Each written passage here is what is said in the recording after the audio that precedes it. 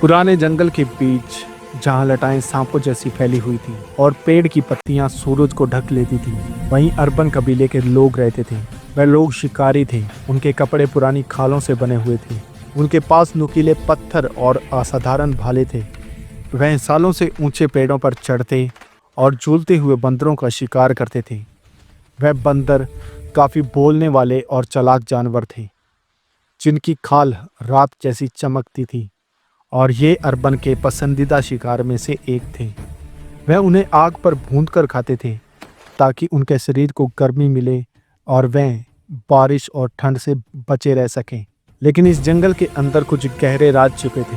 वह राज शराब और पुरानी बीमारियों को उजागर करते थे। एक शाम आसमान लाल रंग का हो गया। अर्बन कबीले का एक जवान शिकारी कर्ग जंगल के बहुत अंदर चला गया और उसने भाले से एक ऊपर बैठे हुए बंदर को मार डाला। वह बंदर ऊंचाई से नीचे गिरा और उसका शरीर टूटे फूटे हालत में खून से लथपथ नीचे गिरा। कर्ग उसके पास गया क्योंकि वह काफी दिनों से भूखा था। उसे काफी भूख लगी थी। उसने जाकर देखा कि बंदर अभी भी हिल रहा है। उसकी आंखें दर्द से धुंधली थी, लेकिन कर्ग को यह नहीं पता था कि इस बंदर को कुछ दिन पहले एक पागल चमगादड़ ने काट लिया था और उसके काटने से वह बीमार हो गया था। उसके खून में एक खतरनाक बीमारी फैल गई थी जो शरीर और दिमाग को बिगाड़ देती थी। लेकिन कर्ग को काफ़ी भूख लगी थी, इसलिए उसने आग जलाने का इंतज़ार नहीं किया। उसने उसे कच्चा ही खाना शुरू कर दिया। खून उसके मुंह पर लगा। मांस का खट्टा स्वाद था, लेकिन उसने नोटिस नहीं किया। और उसी रात कर्ग अपने घर पर आ गया और अपनी झोंपड़ी के अंदर आकर सो गया।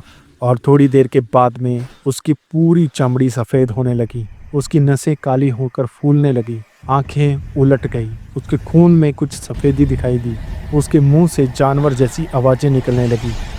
कर्ग नहीं रहा, बल्कि वह एक ज़ॉम्बी में बदल गया। और ज़ॉम्बी में बदलने के बाद उसने सबसे पहले अपने भाई के ऊपर हमला किया, जो कि उसके पास में सो रहा था। उसने उसकी गर्दन को काट लिया। चीख सुनकर अर्बन कबीले के सब जाग गए। डर मच गया। कर्ग का भाई कुछ ही मिनटों के बाद उठा और उसका घाव भी सड़ने लगा और वह भी कर्ग की तरह बन गया। उसका चलना अजीब था। वह जिंदा लोगों पर कूद पड़ा और दांतों से मांस फाड़ दिया। वह दोनों भाई इन लोगों के ऊपर पूरी तरह से टूट पड़े और यहाँ भसड़ मच गई। और अब ये बीमारी आगे बढ़ने वाली थी और इसके बाद में तो ये बीमार लोग बढ़ते ही गए। जंगल में आधी इंसान और आधी जानवरों जैसी आवाज़ें गूंजने लगी। अर्बन कबीले के शिकारी लोग अब खुद शिकार बनने लगे। उनके भाले इन ज़ॉम्बीज़ के ऊपर बेकार थे। ये बीमार लोग या डर को नहीं मानते थे, बस इन्हें शिकार दिखना चाहिए और ये उसे लपक लेते थे। और बचे हुए कुछ लोग झोंपड़ियों में छुप गए, लेकिन असल डर ऊंचे पेड़ों पर था। ये सब घटना होती हुई देख रहे थे। तभी उन बंदरों का लीडर राका, जो उनका नेतृत्व करता था, वह सालों से अर्बन कबीले के जालों से उन्हें बचाता आया है। लेकिन इस बार खतरा थोड़ा बढ़ गया था। वह अपने सभी बंदर भाइयों को इकट्ठा करता है और इसके बारे में चर्चा करता है, क्योंकि अब खतरा नीचे भालों से भी बुरा है। क्योंकि ज़ॉम्बी शोर और हलचल से खींचे आते थे और ये बंदर बिना शोर के रह नहीं सकते थे। ये ज़ॉम्बी उन पेड़ों के ऊपर देखते रहते। वह पेड़ों को खुरेचते रहते थे ताकि वह किसी तरह से बंदर के पास पहुंचे और उन्हें खाए। लेकिन वह अपनी बीमारी के कारण इन पेड़ों के ऊपर नहीं चढ़ पाए। सिर्फ वह नीचे खड़े हुए पेड़ों को खुरेचते रहते। ऐसे ही कुछ दिन बीतने लगे और इनकी संख्या बढ़ती गई। भूख उन्हें अजीब सी ताकत दे रही थी। एक ज़ॉम्बी औरत, जिसकी बाहें मजबूत थी, निचली ढाल पर चढ़ गई। उसके दांत ने एक छोटे बंदर को काट लिया। बंदर चीखा और यहाँ से भागा। लेकिन अब ये बीमारी बंदरों के बीच भी चली गई। वह बंदर धीरे धीरे ज़ॉम्बी जैसा बनने लगा और कुछ ही घंटों के बाद वह बंदर ज़ॉम्बी पेड़ से नीचे गिरा और फिर उठा और लताओं पर तेजी से ऊपर चढ़ गया और उसने एक बंदर के ऊपर हमला कर दिया। राका का समूह अब बिखर गया और पेड़ों के ऊपर हलचल मच गई। अब ऊपर की हवा भी डर से भर गई और नीचे हर आवाज़ अब ज़ॉम्बी बन गई। अब ऊपर और नीचे दोनों तरफ खतरा था। तभी इन बंदरों के लीडर राका ने सभी बंदरों को एक बहुत ही बड़े बरगद के पेड़ के ऊपर बुलाया और इस मुसीबत का हल सोचने के लिए विचार करने लगे, क्योंकि अब तक सिर्फ उन बंदरों में से 2 ही बंदर ज़ॉम्बी बने थे। उन्होंने कैसे न कैसे करके उन 2 ज़ॉम्बीज़ को जाल में फंसाया ताकि और बंदर ज़ॉम्बीज़ न बने।